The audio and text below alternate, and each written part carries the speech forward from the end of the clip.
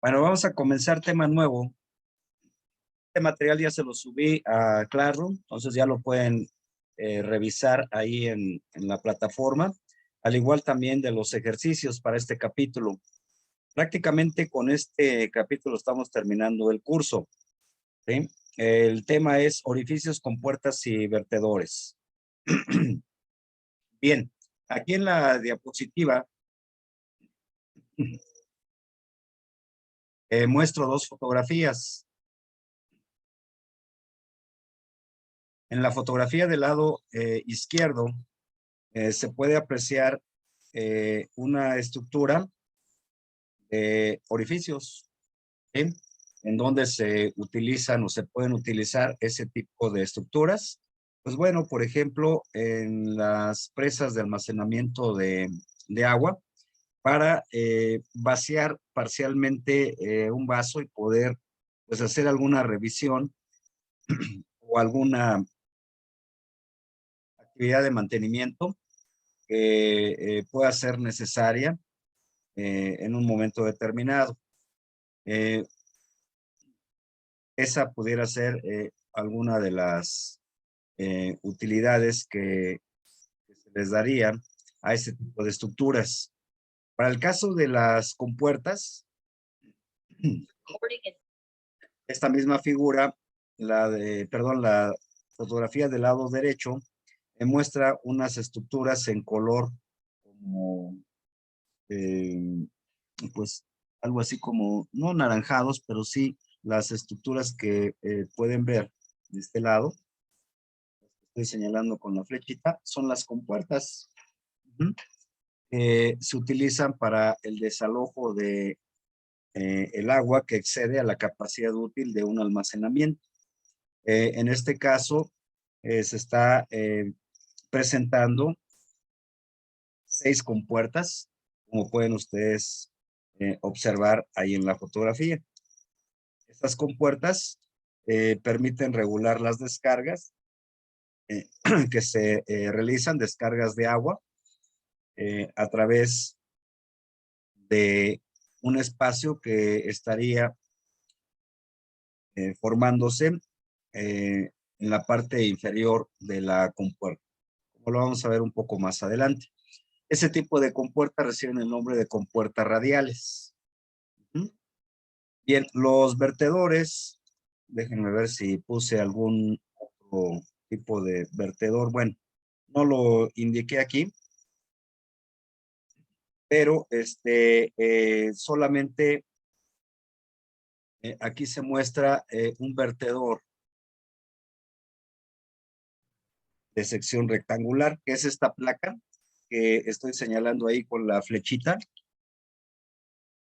y que corresponde al caso de un vertedor rectangular de pared delgada y que permite, para el caso de estructuras pequeñas, nos sirve para poder determinar el gasto que está pasando por una sección o por una estructura determinada.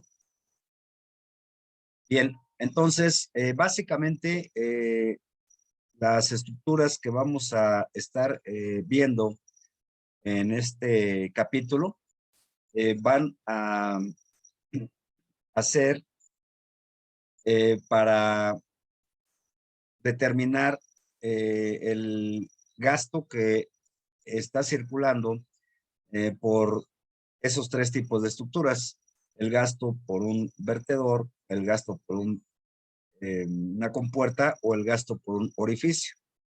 Entonces aquí, como lo indico a manera de introducción, indica que para cuantificar el flujo de líquidos se emplean en la práctica diversos dispositivos de medición. El gasto se puede medir indirectamente con distintos dispositivos denominados dispositivos de aforo. Un aforo eh, es, eh, consiste en determinar el gasto que pasa por alguna estructura. Eso es lo que se denomina aforo. Entonces, aquí en este caso, el gasto lo podemos determinar por medio de estructuras como son los orificios,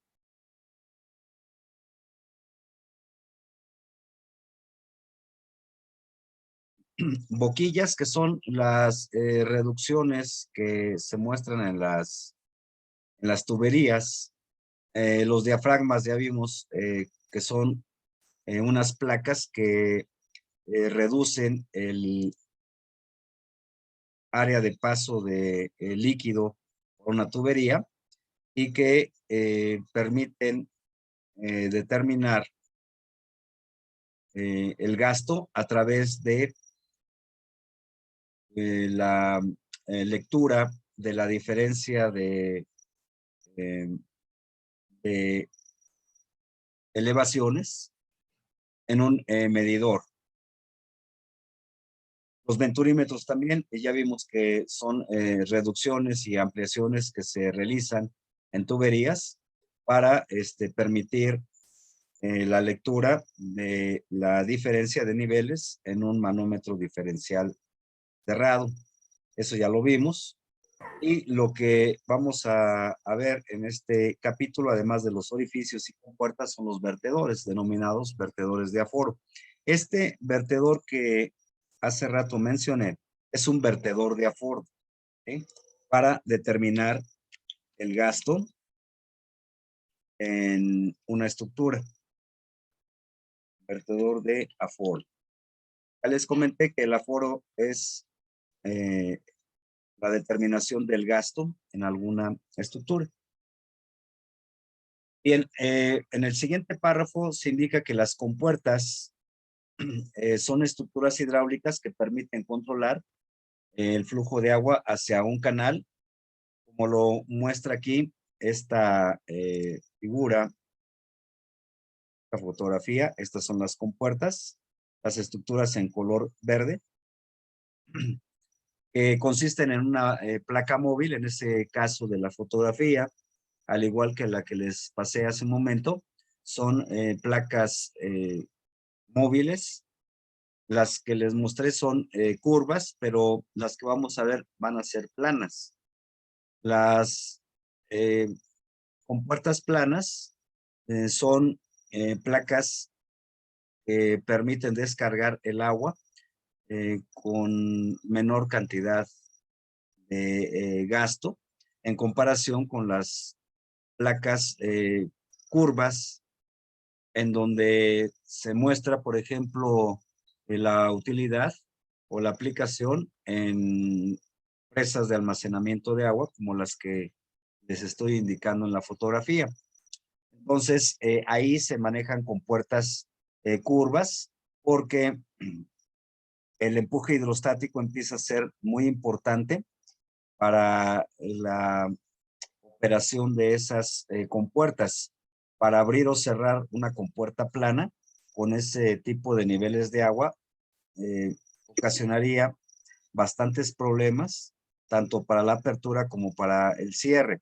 Entonces, lo que se utiliza son compuertas circulares o curvas para facilitar la apertura o cierre de la compuerta. Bien, regulando la abertura de la compuerta, se puede también, a su vez, regular la descarga del gasto producido por la parte inferior de la misma. Bien, ahora, a diferencia de las compuertas donde la descarga se realiza por abajo de la compuerta, para el caso de los vertedores, la descarga de líquidos se efectúa por encima de una placa o de un muro, ¿sí? Presentando como característica pues una superficie libre. Entonces, a ese tipo de estructuras se les conoce como vertedores. Entonces, ahí en esta misma diapositiva, estoy mostrando un ejemplo, un dibujo de un orificio, una serie de compuertas y de un vertedor de aforo, ¿sí? Son las tres estructuras que vamos a estar analizando. Entonces dice ahí en el último párrafo, dice que el análisis de dichas estructuras se realiza utilizando las ecuaciones de continuidad y de la energía, tomando en cuenta la distribución de la velocidad las pérdidas de energía. Bien, vamos a comenzar a ver los orificios denominados de pared delgada y con descarga libre. Bueno, aquí en esta lámina estoy indicando el caso de un orificio practicado en una de las paredes de un recipiente, en donde estoy ubicando el plano de comparación, el que pasa por el centro, esa perforación.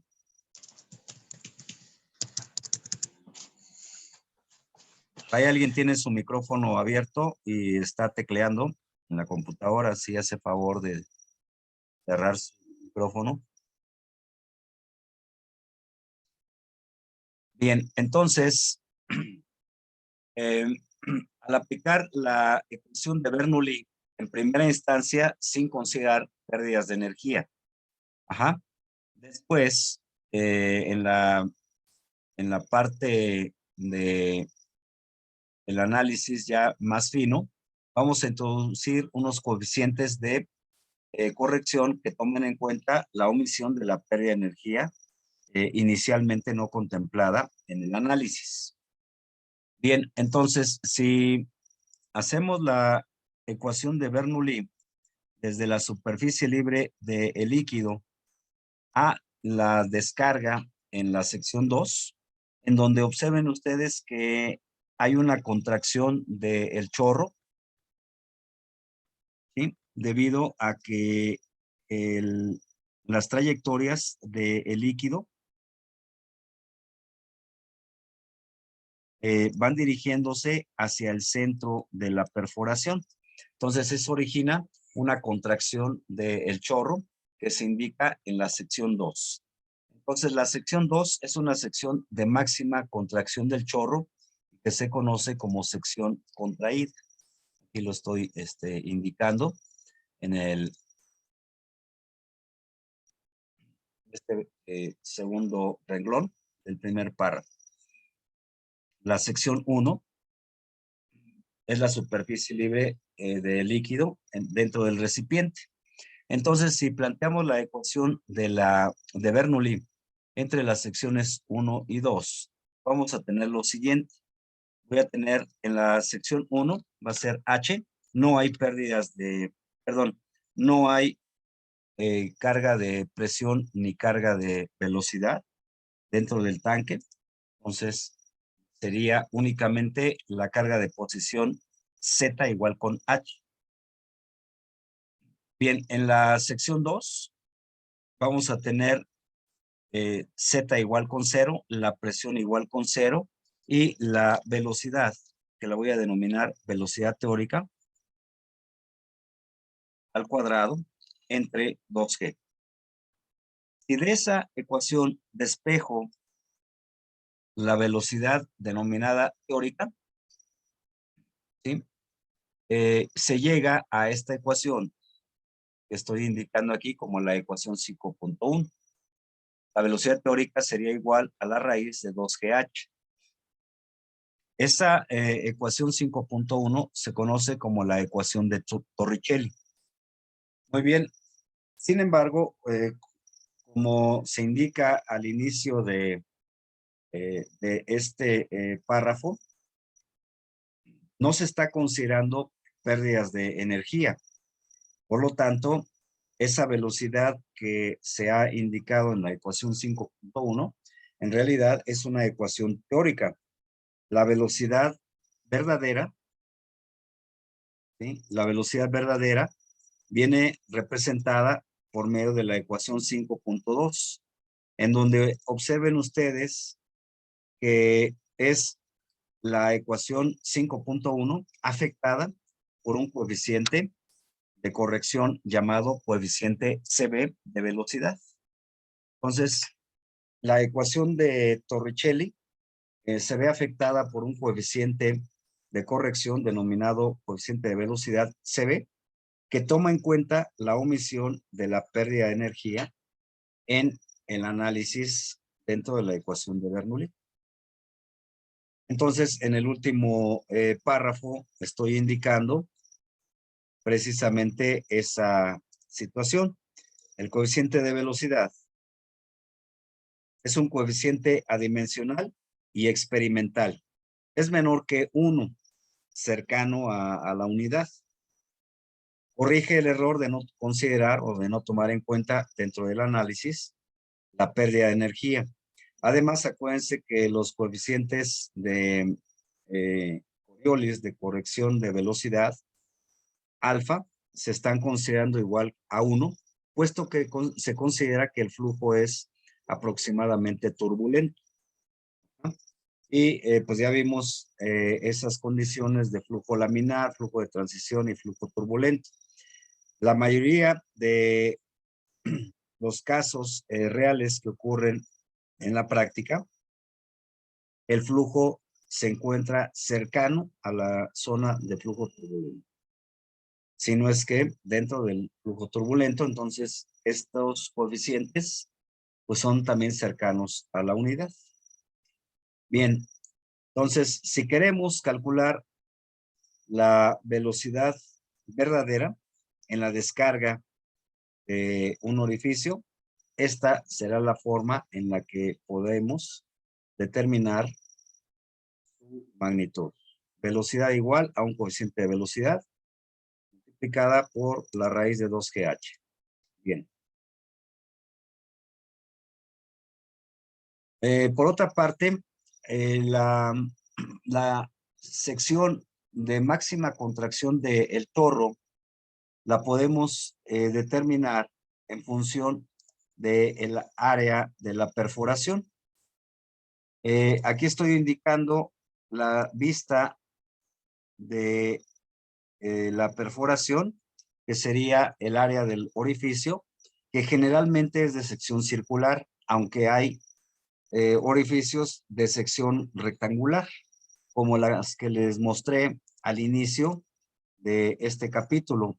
Aquí, en esta fotografía del lado izquierdo, se está mostrando un orificio de sección rectangular. Ajá. Entonces también pueden existir orificios de sección rectangular. Los más usuales son perforaciones o bien orificios de sección circular, en donde el área del orificio pues es a sub cero. Sin embargo, esa área corresponde al área de la perforación, más no al área del chorro que está siendo descargado en la sección 2 y que corresponde a la zona de máxima contracción. Ahí el área del chorro la vamos a denominar área con el subíndice C, A subíndice C, que representa el área de, de la sección contraída. Bien, esa área de la sección contraída o sección contracta, la voy a indicar en términos del área del orificio y de un coeficiente de contracción, también denominado de forma adimensional y obviamente menor que 1, puesto que el área de la sección contracta pues es menor que el área del orificio. Entonces es lógico pensar que CC pues, sea menor que 1. Bien. Entonces es lo que tengo escrito aquí.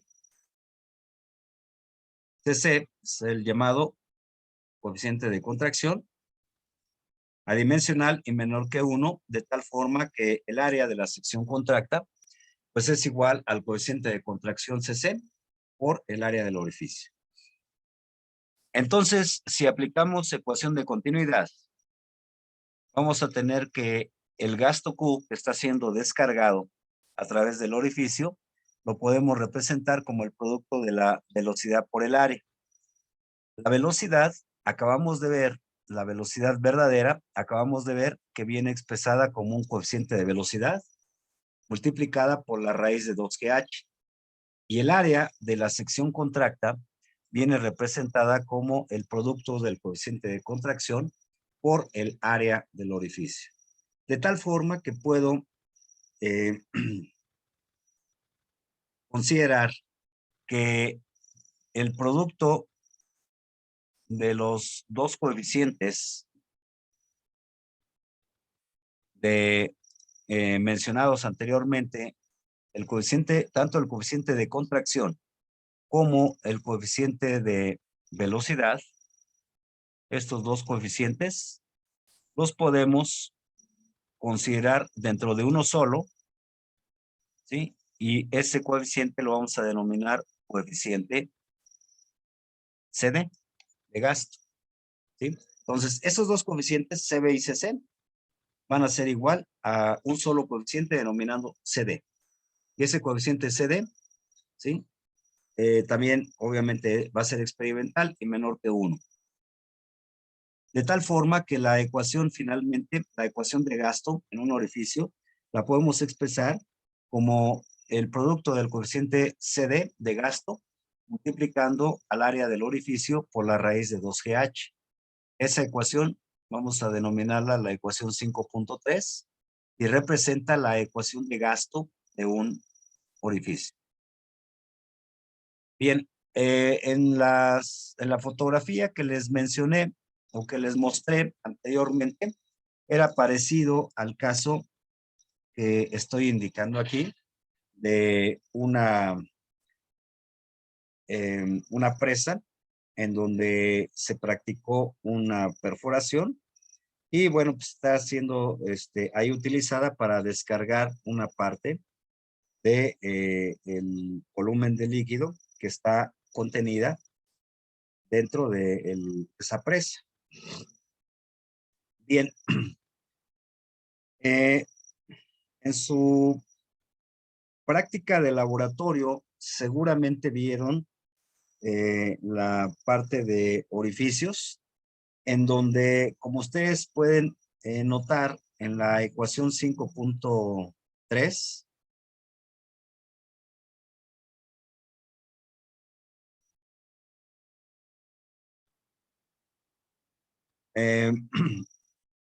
el gasto, pues es función del coeficiente de gasto CD, del área del orificio y de la raíz de 2GH. Si pudiésemos darle valores a la carga H y podemos ir haciendo una tabla en donde se calcule el gasto Q variando la carga H, ¿sí? Tendríamos como gráfica la curva que se denomina curva de gastos contra carga de un orificio. Si graficamos, si llevamos esos resultados a una gráfica en donde en el eje horizontal representemos a los gastos y en el eje vertical a la carga H y damos valores a la carga H, pues es lógico pensar que cuando la H pues es igual con 0, pues no hay forma en que se descargue un gasto, ¿verdad? Pues el gasto sería gasto 0 y la gráfica comenzaría en este punto. Pero, ¿qué pasa si damos valores a H diferentes? A 0, obviamente, pues vamos a tener un valor determinado del gasto y así sucesivamente, ¿verdad? Es lógico pensar que cuanto más se tenga de carga, pues mayor será el gasto que está derramando. Pero observen qué es lo que pasa si seguimos incrementando la carga.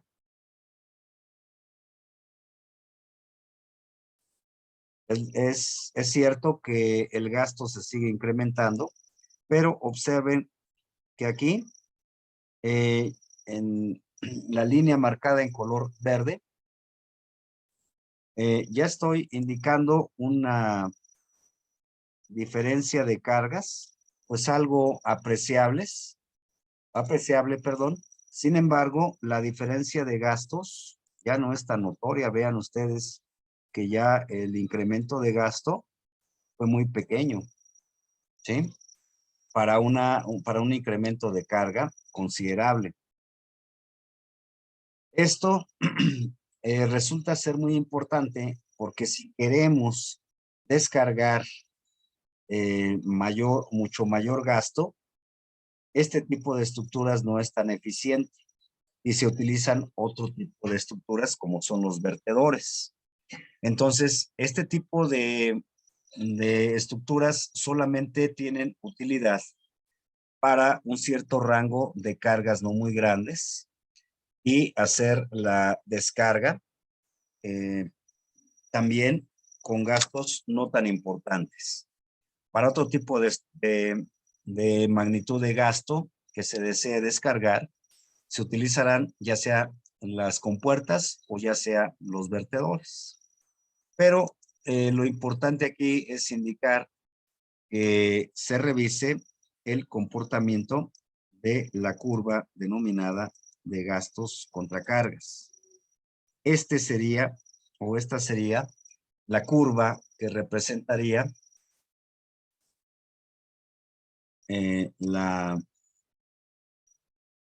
comportamiento de gastos contra cargas para un orificio y se le denomina curva de gastos de un orificio. Esta curva seguramente se las pidieron realizar en su práctica de laboratorio o se las mencionaron.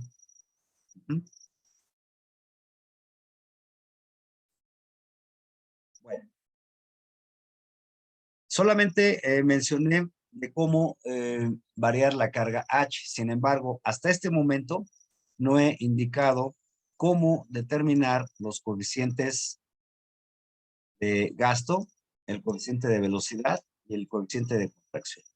Esos coeficientes son experimentales y están en función del número de Reynolds, como lo muestra la figura 5.3. En la figura 5.3 se muestra precisamente eh, esa variación.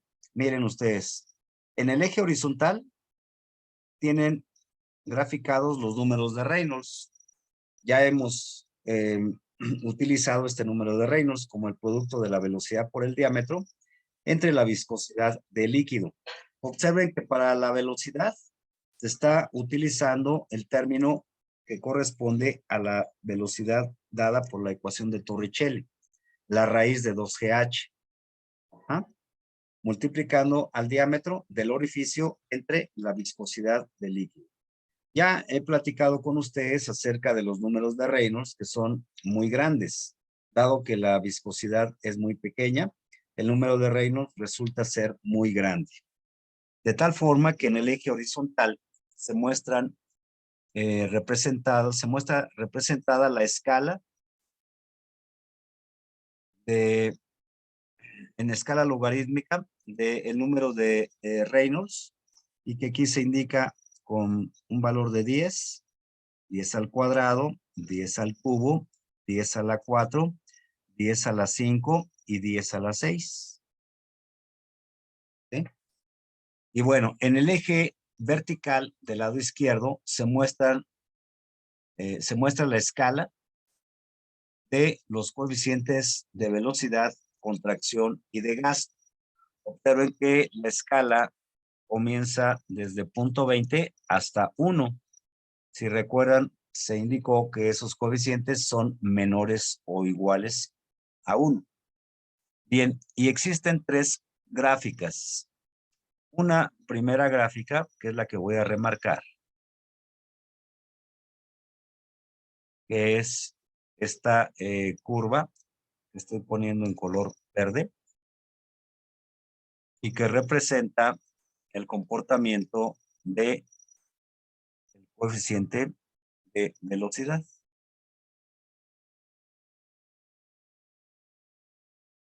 ¿Sí? Más o menos de esta forma. Luego hay otra curva. Bueno, aquí Esa curva representa la variación del coeficiente de velocidad en función del número de Reynolds. Bien, hay otra curva que es esta de aquí,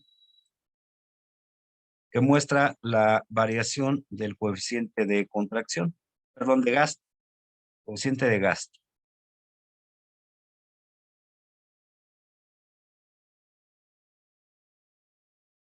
Más o menos así. Entonces, esa curva representa esa condición. Y finalmente, hay otra curva más, que es esta de aquí, esta gráfica, que muestra el comportamiento de la curva que representa al coeficiente de contracción. Más o menos así. Bien, si observan muy bien estas gráficas, a partir de valores mayores o iguales a 10 a la 5, que sería este valor, y estoy sacando una vertical.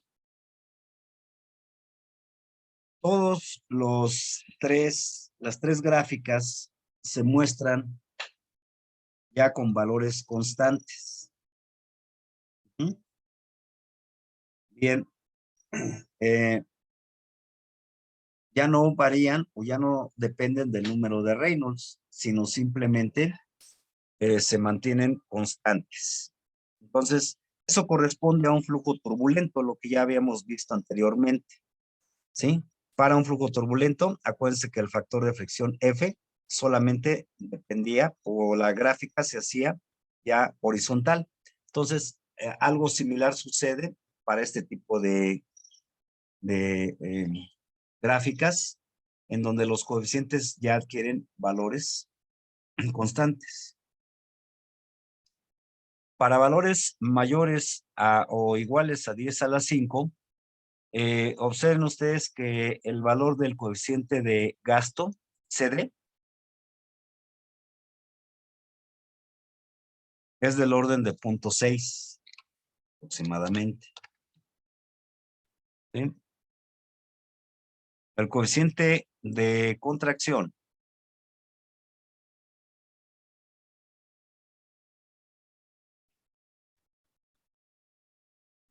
da alrededor de 0.605 más o menos.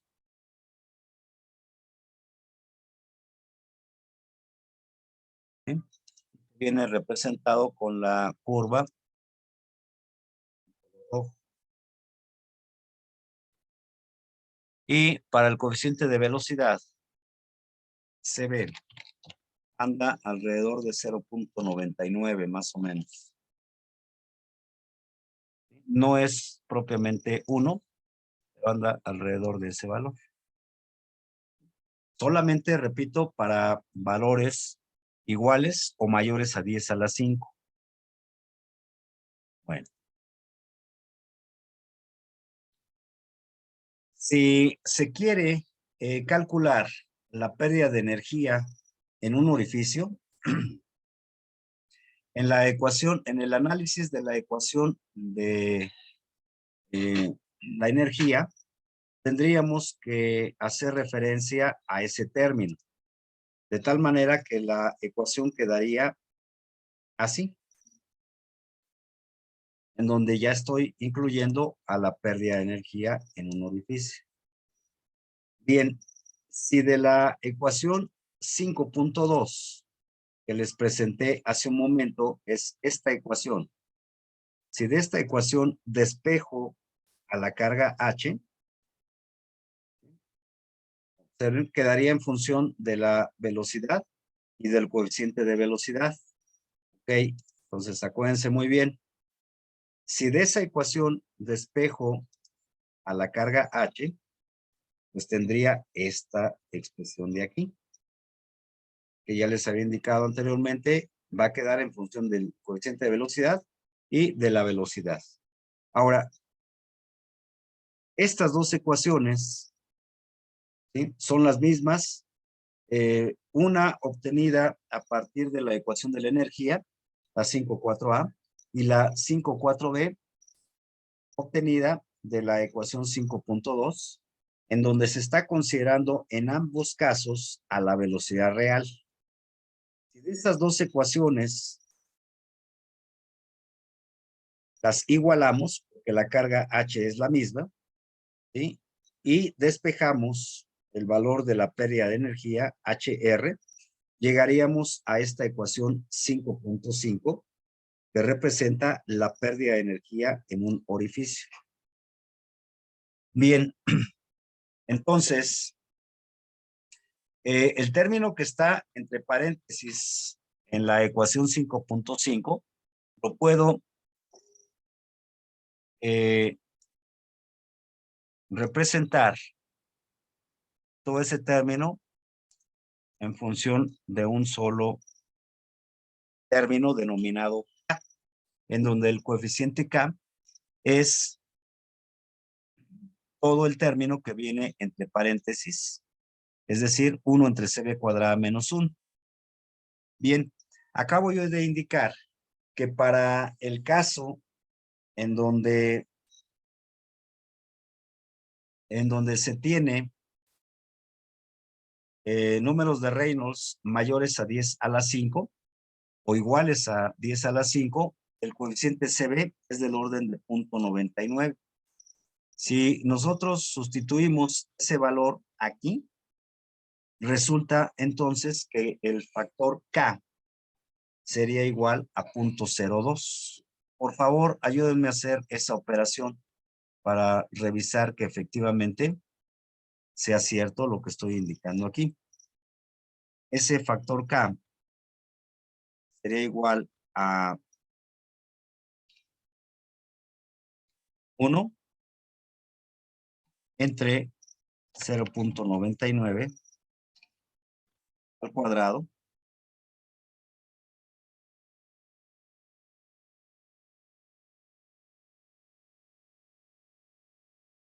menos 1. A ver si sí da 0,02.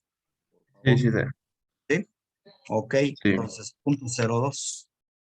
Entonces, ¿se acuerdan ustedes que para el caso de las pérdidas locales manejábamos en el capítulo 6 un factor K? ¿Sí? Pues vean cuánto daría ese factor K. Solamente para el caso en donde se considere la pura pérdida de energía debida a un orificio. Esa pérdida de energía se debe a que el líquido tiene que pasar por esa ranura de pequeñas dimensiones y además tiene que hacer un cambio de dirección para poderse descargar a través del orificio. Entonces, bueno, ya revisamos esta parte. Ahora, ¿qué pasa si se conecta un tubo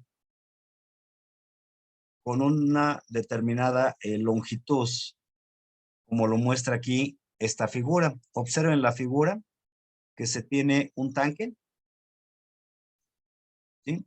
Y aparte se está conectando un tubo no muy largo, ¿sí?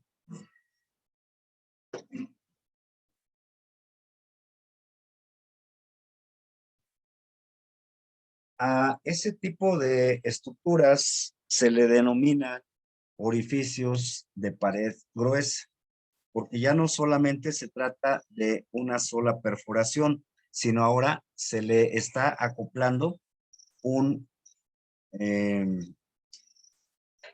un pequeño tubo ahí en la instalación, ¿sí? Entonces, a ese tipo de estructuras se les denomina orificios de pared gruesa. Y lo podemos ver ahí en la figura 5,4, que se indica lo siguiente. Se dice ahí que cuando la descarga de un líquido se realiza a través de un orificio que tiene una pared con una relación de longitud a diámetro. La longitud se expresa con la letra E.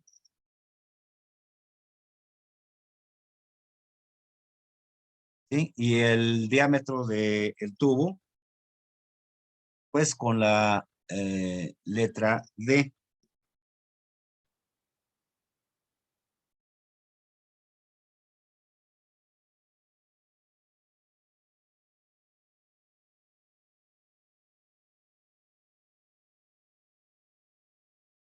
Bien, entonces,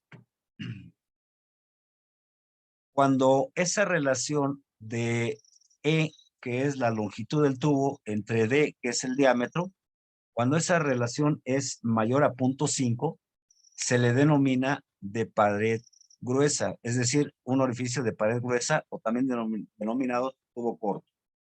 Obviamente, cuando esa relación sea menor a 0.5, pues se considera como un orificio de pared delgada. Bien, ¿qué es lo que ocurre o qué es lo que se presenta en la realidad? ¿Sí? En estas condiciones.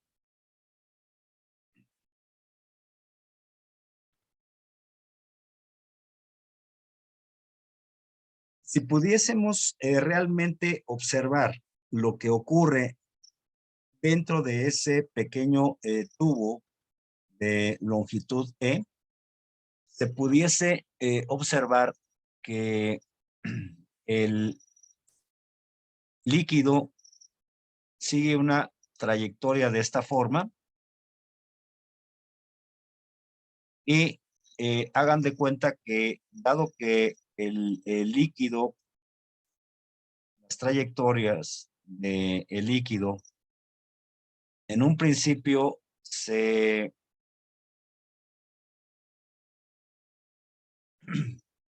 contrae el chorro debido a que las partículas de líquido van dirigidas hacia el centro del orificio. Hagan de cuenta que se produce una especie como de choque entre las partículas que posteriormente hacen que se expanda el líquido y llene totalmente el tubo, como lo muestra aquí la figura. ¿Sí? Entonces, eh, si se hace el análisis de el funcionamiento de este tipo de estructuras, en la zona inmediatamente eh, eh, después de la descarga a través de ese tubo, es decir, ya en una sección donde la descarga es libre, vamos a observar qué cosa, pues que el coeficiente de contracción es igual con 1, es decir, el líquido está ocupando totalmente el diámetro del conducto, que corresponde también al diámetro del orificio. Bien, además, para relaciones de E entre D igual con 3, como se indica aquí en este párrafo, ¿sí? Se ha encontrado que el coeficiente de velocidad es de 0.82. Como el coeficiente de contracción es igual con 1, CD es igual a 0.82, ¿sí? En las ecuaciones anteriores. Las ecuaciones anteriores que vimos siguen siendo válidas esas ecuaciones. Entonces, por eso aquí le indico que siguen siendo válidas esas ecuaciones.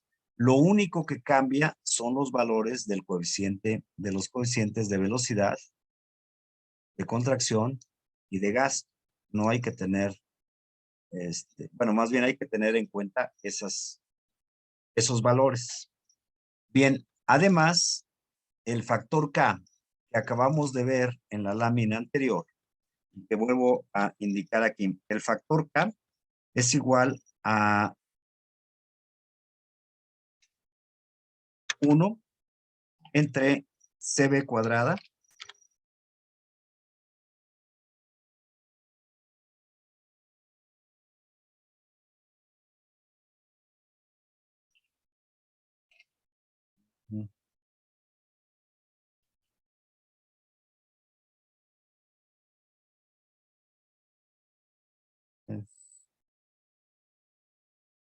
CB cuadrada menos 1. Por favor, si sustituyen en esa ecuación que ya habíamos visto de pérdida de energía de un orificio, si sustituyen el valor de CB igual a 0.82, aquí en esta ecuación, díganme cuánto vale el factor K. Debe dar 0.49. Sí, sí, ve. Ok. ¿Qué es lo que estamos llegando a obtener? ¿Se acuerdan ustedes que vimos en el capítulo 6 que cuando tengamos conexiones entre un almacenamiento y un tubo así, cuánto valía el factor K? Si recuerdan, les mencionaba que K de manera experimental se utiliza 0.5, lo cual concuerda con los resultados que se están indicando aquí. 0.49 o 0.5 para fines prácticos es lo mismo, ¿sí? Entonces, vean ustedes que los resultados que manejamos en los capítulos 6 y 7, pues concuerdan con lo que les estoy comentando en este momento, ¿sí? Bien, ¿qué pasa si la relación entre la longitud E y el diámetro E del tubo y del orificio es mayor a 3, que ya no sea igual con 3? ¿Qué pasa ahí con esas condiciones? Bueno, para esas condiciones empieza a tener la influencia en la fricción, más bien influencia en lo que es la fricción entre el líquido y las paredes del conducto, del tubo corto. Entonces ahí deben considerarse eh, las pérdidas de energía, ¿sí? Por fricción. El coeficiente de gasto CD se puede obtener de la tabla siguiente que les voy a mostrar a continuación. Aquí hay diferentes tipos de conexiones entre tubos cortos con un almacenamiento. Por ejemplo, si se tiene el caso de un almacenamiento con paredes inclinadas y la conexión con un tubo aquí, un tubo corto, se observa en esta figura que hay esta línea que está siendo trazada de manera perpendicular a la línea inclinada del almacenamiento, formando un determinado ángulo con respecto de la horizontal. Ese ángulo, ¿sí?, con respecto de la horizontal es este ángulo θ. ¿Sí? Entonces, en función de ese ángulo, se obtiene el coeficiente de gasto CD que se muestra aquí en esta tabla. ¿Sí? Entonces, va desde 0.82, cuando el ángulo es de 0 grados, para 10 grados, 0.80, etcétera, hasta 60 grados, 0.72. ¿Sí? Se obtienen los valores de CD para poder determinar el gasto que pasaría por un orificio con un tubo corto para estas condiciones de entre D igual con 3. ¿Qué pasa si la pared es vertical? La pared del almacenamiento es vertical. y la conexión se hace mediante un tubo corto. Entonces se observa que el ángulo es de 0 grados y dependiendo de la relación E entre D, se muestran aquí los valores de CD. Entonces hay desde E entre D menor o igual a 0.5, el valor de CD es 0.6. Conforme E entre D se va haciendo mayor, el valor de CD también va creciendo hasta una determinada relación de E entre D, para lo cual comienza a bajar ese coeficiente de gasto hasta llegar a relaciones de entre D igual con 100, con un coeficiente de gasto CD de 0.55. Observa que el valor máximo de CD corresponde a una relación de E entre D igual con 3, en donde el coeficiente CD es de 0.82. De ahí en adelante, para relaciones de entre D mayor a 3, comienza a disminuir el valor del coeficiente de gasto CD. Bien, también se muestran otro tipo de orificios en esta figura. Por ejemplo, si se redondea la entrada hacia el tubo corto, como se muestra aquí, hay una redondez y pues luego una conexión ya con el tubo, ¿verdad? Ahí está. Entonces, está redondeado, lo cual no sucede aquí. Entonces, si se facilita la entrada del líquido a el tubo corto, vean que el coeficiente CD aumenta considerablemente. Si se sigue haciendo o facilitando la entrada del agua mediante otro tipo de conexiones, como por ejemplo mediante una pared con un lado inclinado, ¿sí? Ya no curvo, pues el coeficiente CD se modifica a 0.93, ¿sí? Y así sucesivamente para otras condiciones. Si se practica una especie de elipse, como lo muestra aquí esta otra figura, ¿sí? El coeficiente CD vale 0.97. Entre más se le facilite la entrada del líquido hacia el tubo, mayor será el coeficiente de gasto CD. En la medida en que nosotros hagamos más difícil la entrada del líquido hacia el tubo, pues va a disminuir el valor de CD y la pérdida de energía obviamente va a ser más grande. Vean ustedes en el último caso, pues cuánto se incrementa el valor de CD para este otro tipo de entrada de líquido hacia el tubo, mediante una pared que sigue esta ley mediante esa ecuación. Bueno,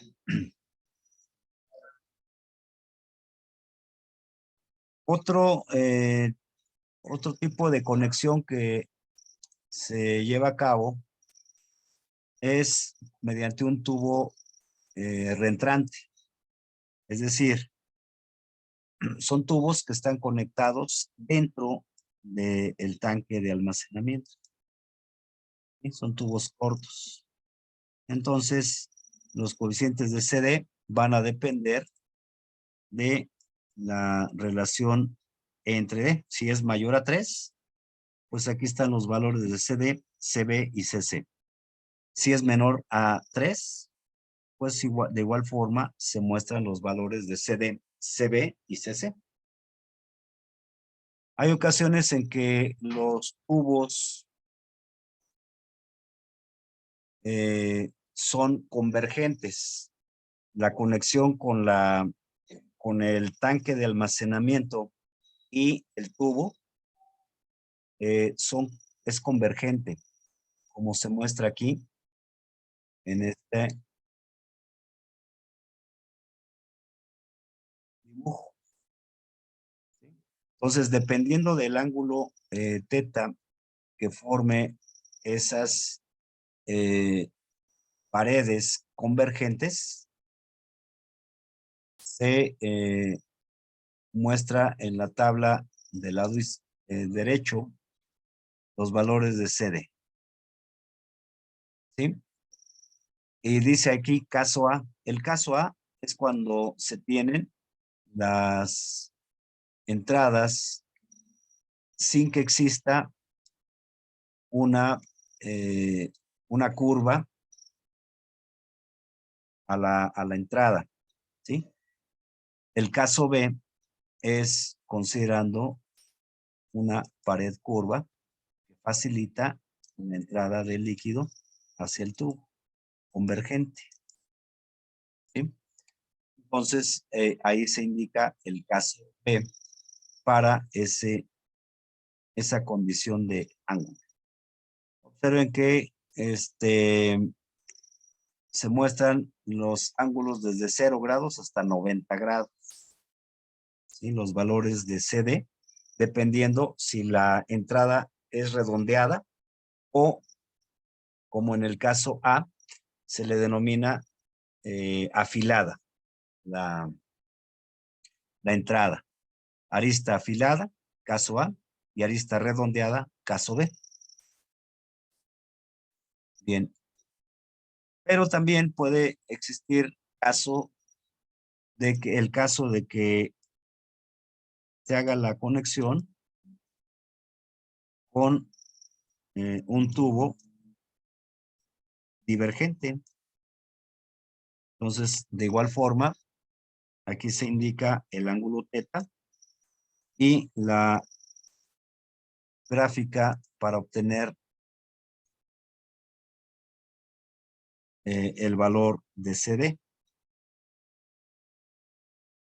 en función de las variables que se indican aquí de longitud E entre el diámetro mayor del tubo divergente.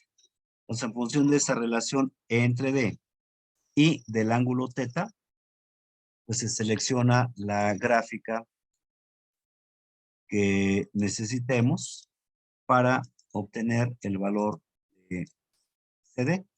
Por ejemplo, si se tienen relaciones de E entre D igual con 6 y ángulo de 10 grados, pues entra esta gráfica con la relación E entre D y se lee el valor de CD en la escala vertical del lado izquierdo.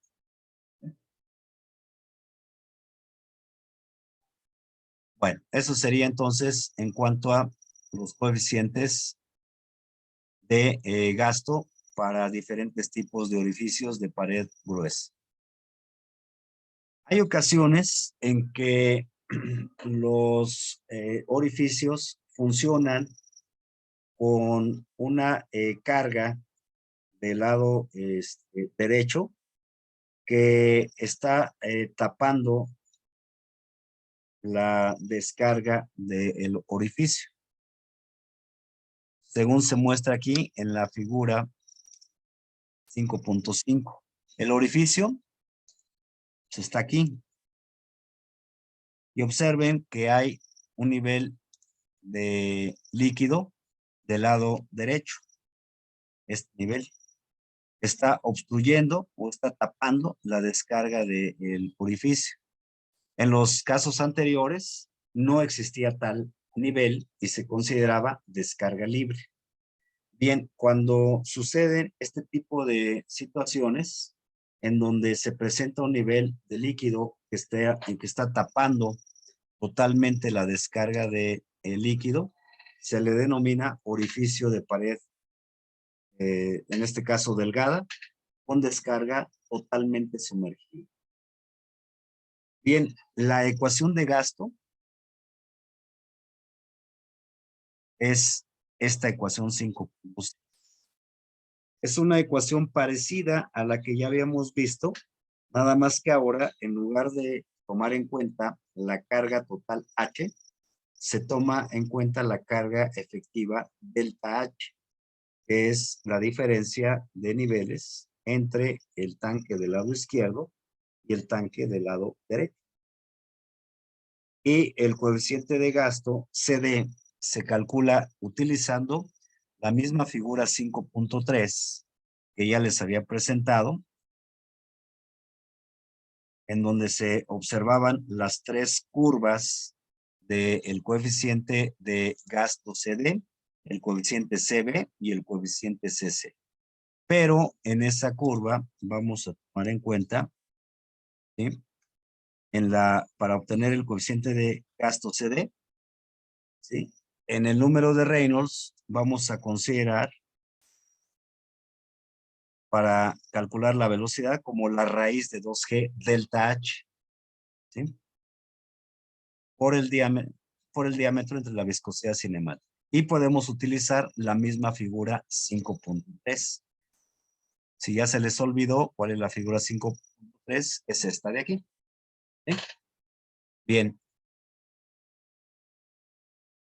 Esto sería toda la parte de la teoría de orificios. Voy a pasar a preguntar si tienen alguna duda acerca de la tarea. Sí, yo sí tengo una duda, profe. A ver. ¿Cuál es tu duda? Es en el ejercicio 3. Ajá. Yo saqué, bueno, es que una de las presiones nos la da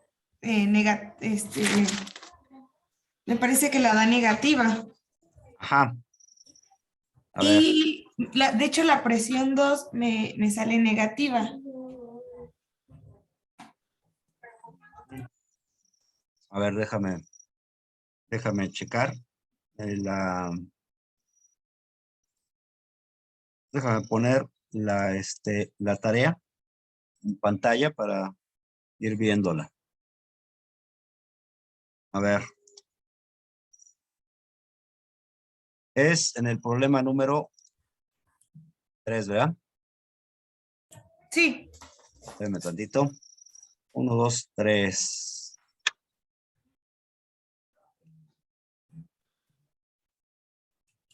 Problema 3. ¿Es este? Sí. Ajá. Bueno, a mí me dio una presión negativa. La presión en 2 me dio negativa.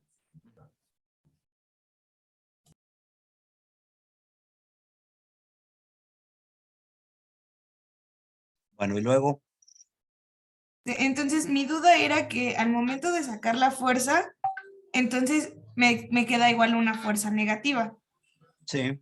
Pero entonces, esa magnitud, ¿la tengo que considerar con todo el signo o hace Ajá. que cambie el sentido de la fuerza? Sí, sería más bien el sentido de la fuerza. En todos los casos se estaba considerando de esta manera, de afuera hacia adentro del volumen. Entonces, si ese es el caso, tendrías que considerar la fuerza al revés. Y entonces ya eliminó el signo. Ajá, así es. Ok, sí, porque, por ejemplo, yo puse las fuerzas de afuera hacia adentro. Entonces la Ajá, fuerza 2 me quedaba hacia adentro. Al momento de hacer mis cálculos, dejé la magnitud con el sentido contrario. No sé si estuvo bien o si tengo que cambiar como el ajá, sentido de la fuerza. sí, cambia el sentido de la fuerza. Ok. ¿Sale? Sí. Y Bueno, si es que da negativo, no sé, yo no lo he hecho, lo voy a hacer, ya lo revisamos, ¿ok? y otra duda, para hacer mi diagrama de las velocidades y las fuerzas, ¿las velocidades siempre van a ir en el mismo sentido que el gasto? Así es, ¿sí? Ok. Ujú, sí, Sí, bueno. ok. Gracias. Sí, por nada. ¿Alguna otra pregunta? Profesor, yo tengo una duda respecto al problema 5. A ver, vamos en orden. Del problema 1, ¿nadie tiene duda? Problema 2, Creo que no, profe. Bueno, yo tenía una duda con respecto al planteamiento de la ecuación de la energía, bueno, ¿en de dónde? Bernoulli, ¿En cuál? en la 1, Ajá. A ver, porque yo la planteé y puse que había una carga, o sea, que la carga neta, la HT, Ujú. la metí en mi ecuación de de la energía. ¿De Bernoulli? ¿Por qué no se energía y no consideran sé si pérdidas de eso estaba energía? bien. ¿Sí está bien? Bueno, sí, de Bernoulli. Sí, Ah, ok. Sí, sí, sí, nada sí, más la esa era debes mi de duda. considerar del lado izquierdo a la carga HT y negativo. ¿Sí? Ah, ok, sí, nada más Ok, era eso, esa. ok, Sí, gracias, profe. bueno. Problema 2, ¿no hay duda? Problema 3, Yo también tenía, bueno, un poco de duda en esta. ¿en cuál? ¿En el 3 o en el 2? En la 2, en la 2. Ajá. Es que no sé si lo del manómetro nada más sea para sacarlo de las presiones, ¿Sí? pero, o sea, tendríamos como 4 incógnitas porque está la presión 1, la presión 2 y también nos faltaría calcular Z1 y Z2, ¿no? ¿Sí? Entonces no sé si se tenga que hacer como un sistema de ecuaciones para No, despejar todas las ecuaciones. no, no, no, no. No, tú planteas energía, bueno, Bernoulli, entre las secciones 1 y 2. ¿Sí? Y Ajá. te va a quedar en función de Z2, pues déjala así, en función de esta variable que no la conoces. Está bien, déjala así, Z2. Y obviamente las presiones tampoco las conoces, ni tampoco, nada más, las presiones ni Z. Y en el análisis del manómetro, pues el manómetro diferencial cerrado te sirve para determinar diferencia de presiones. Entonces, a la hora que tú analices el manómetro, vas a obtener la diferencia de presiones P1 menos P sub 2. Y esa la vas a sustituir en la ecuación de Bernoulli. Y ya se te van a eliminar, pues ahí las incógnitas. Y también te va a quedar dentro del análisis de las presiones en el manómetro diferencial cerrado, esta Z2 que tienes aquí entre esas dos secciones. Algo va a pasar a la hora que mezclen o mezcles la ecuación de Bernoulli con la ecuación de análisis de presiones del manómetro diferencial cerrado. Tú déjalas como incógnitas y a la hora que las sustituyas el análisis del manómetro en la ecuación de Bernoulli, vas a ver que pasa algo. ¿Mm? Sí, profe. ¿Sí? Gracias. Ok. Sí. Problema 3, no hay preguntas. El 4, tampoco. Entonces, ahora sí, compañera, el 5. Profesor, ahí primero tenemos que sacar el gasto del sistema paralelo para después sacar el gasto de la tubería 1. Espérame tantito, déjame ver. Eh,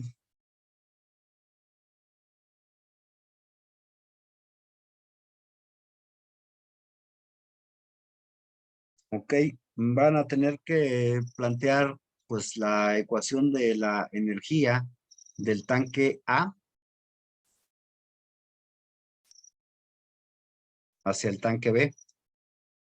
Y van a obtener que esta pérdida, o más bien esta delta H,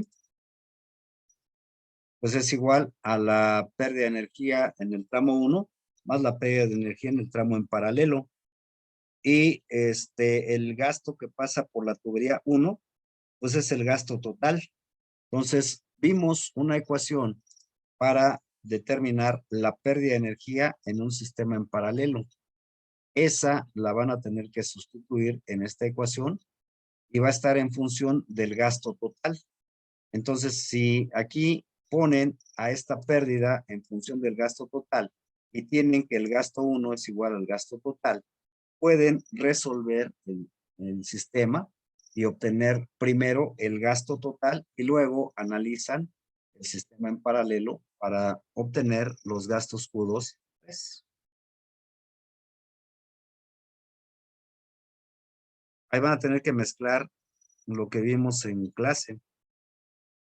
¿Sí? La pérdida de energía en un sistema en paralelo en función del gasto total, que eso lo vimos, y sumarle la pérdida de energía del tramo 1, de tal forma que la suma de esas dos pérdidas, la pérdida de energía por fricción en el tramo 1, más la pérdida de energía en el sistema en paralelo, pues va a ser igual a la delta H de 40 metros. ¿Sí? Eso es lo que van a tener que hacer.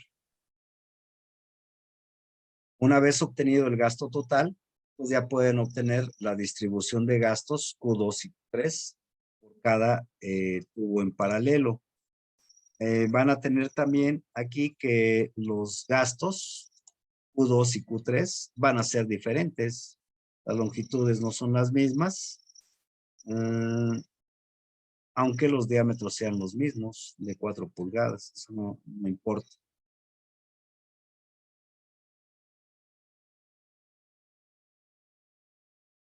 ¿Sí?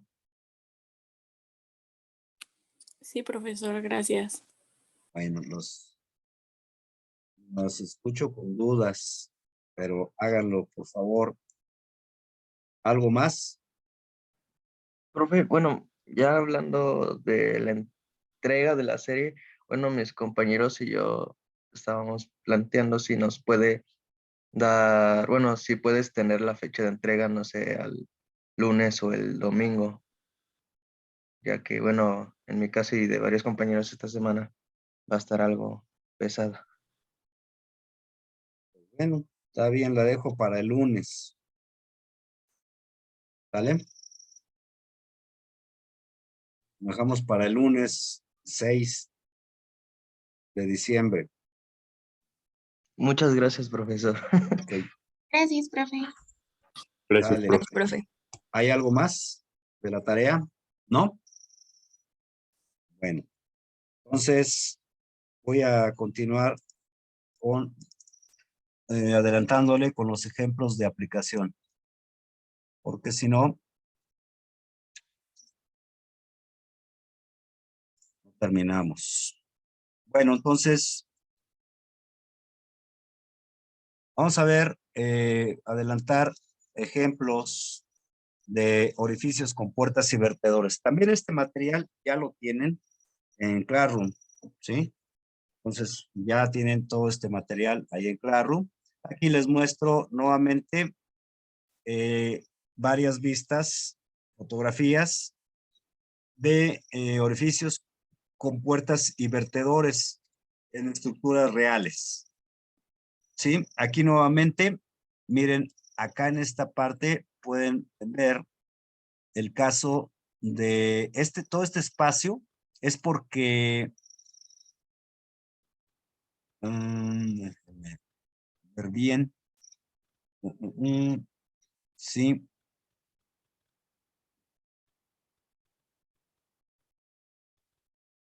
Miren, aquí esta parte está mostrando la descarga a través de una compuerta.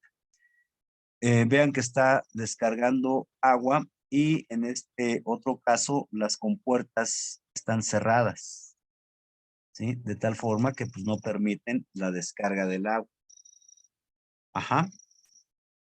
Aquí en la estructura, en la fotografía que está indicada en este lado, ¿sí? Esto es un vertedor, nada más que este es un vertedor denominado de pared gruesa. Esta estructura de aquí es una compuerta radial, ¿sí? Hasta este momento solamente hemos visto la ecuación de gasto de un orificio. Vamos a comenzar a ver ejemplos de aplicación. Bien, aquí se indica el ejemplo 5.1. Se trata de un orificio de pared delgada con descarga libre ¿Por qué es descarga libre? Porque no hay un nivel de agua del lado derecho que esté tapando al orificio, ¿sí? Entonces, a esas condiciones se le denominan descarga libre. Bien, entonces existe un orificio con un diámetro de 5.1 centímetros. La velocidad del chorro en la sección contracta, es decir, en la sección 2, es igual a 11.86 metros sobre segundo. Las pérdidas de energía de 1 a 2 son de 0.65 metros y se tiene un coeficiente de gasto de 0.61. Se pide calcular la carga H en el tanque de alimentación, así como el gasto Q en litros por segundo. En el inciso A.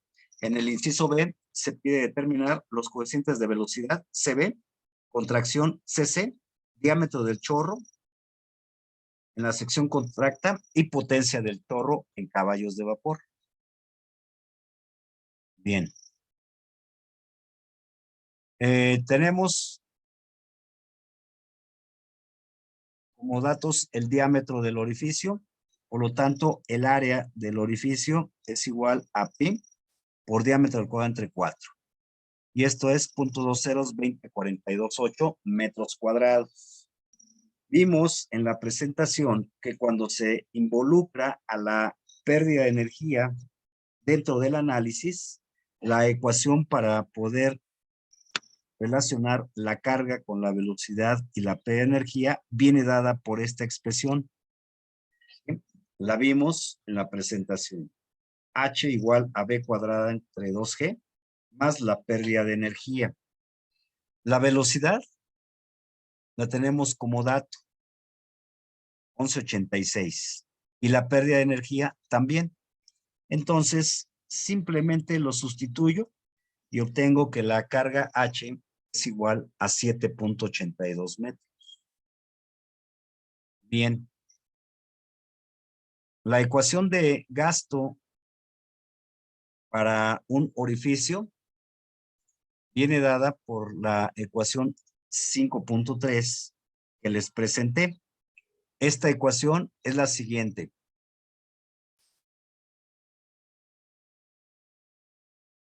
Viene expresada el gasto mediante un coeficiente de gasto CD por el área del orificio multiplicando a la raíz de 2G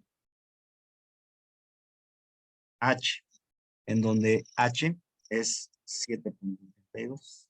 Si hacen las operaciones, esto resulta 0.01543 metros cúbicos por segundo, que equivalen a 15.43 litros por segundo. Bien.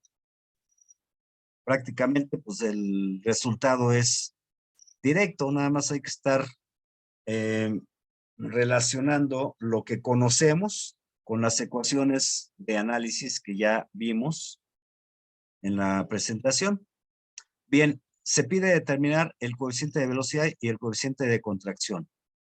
También vimos la ecuación de Torricelli, ¿sí? Esa ecuación de Torricelli es esta que está aquí indicada, en donde la velocidad teórica es igual a la raíz de 2GH, y si ya conocemos H, entonces simplemente la sustituimos y esta velocidad teórica resulta de 12.386 metros sobre segundo.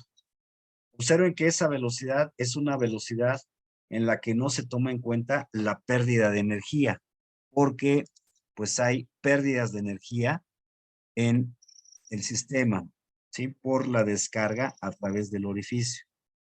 La velocidad teórica, ¿sí? Es más grande que la velocidad real. La velocidad real, ¿sí? Es de 11.86 metros sobre segundo. Hay una diferencia de velocidades y habíamos visto que la velocidad real, la voy a escribir, la velocidad real es igual a un coeficiente de velocidad multiplicado por la velocidad teórica. ¿Sí? La velocidad real es de 11.86 metros sobre segundo. La velocidad teórica de 12.386. Si de aquí despejo al coeficiente de velocidad, tendría yo que relacionar a la velocidad real entre la velocidad teórica. 11.83 entre 12.380.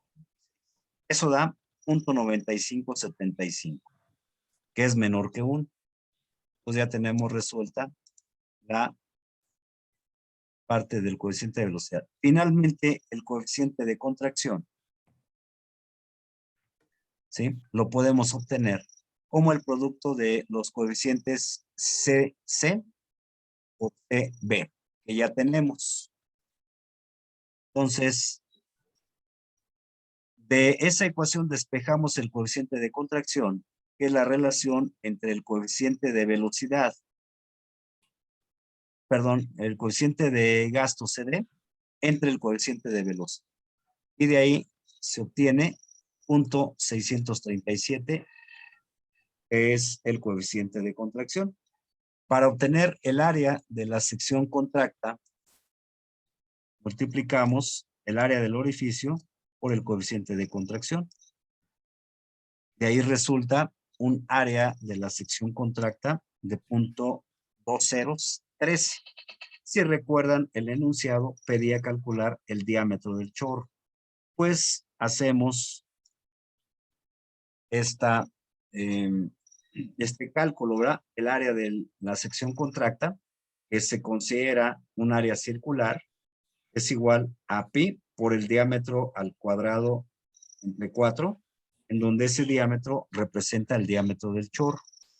De ahí despejo y obtengo que el diámetro del chorro es de 4.07.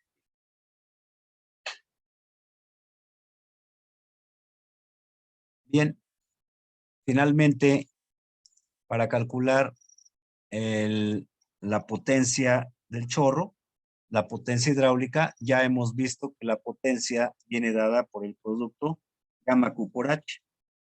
Entonces, gamma, 1000, es agua. El gasto de, calculamos hace un momento, el gasto de 0.01543. Aquí está indicado 0.01543. Y la carga H ya la habíamos calculado hace un momento. H mayúscula de 782. Entonces, 782. Hacemos el producto y resulta 120.66 kilos metros sobre segundo. ¿Sí? Multiplicamos, perdón, dividimos entre 75 para obtener la conversión a caballos de vapor. 120.66 lo dividimos entre 75, obtenemos el resultado de la potencia en caballos de vapor. Esto es igual a 1.6 caballos de vapor. Con eso queda resuelto este primer ejemplo, en donde lo importante era, pues, manejar los conceptos de gasto, coeficientes de velocidad, contracción y de descarga, ¿sí? Así como acordarnos de la definición de la potencia hidráulica. La clase siguiente vamos a ver ejemplos ahora con descarga sumergida, ¿sí? De orificios para continuar con este capítulo. Bueno, entonces le vamos a dejar aquí por el día de hoy. Voy a pasar lista y nos vemos la próxima clase. Entonces permítanme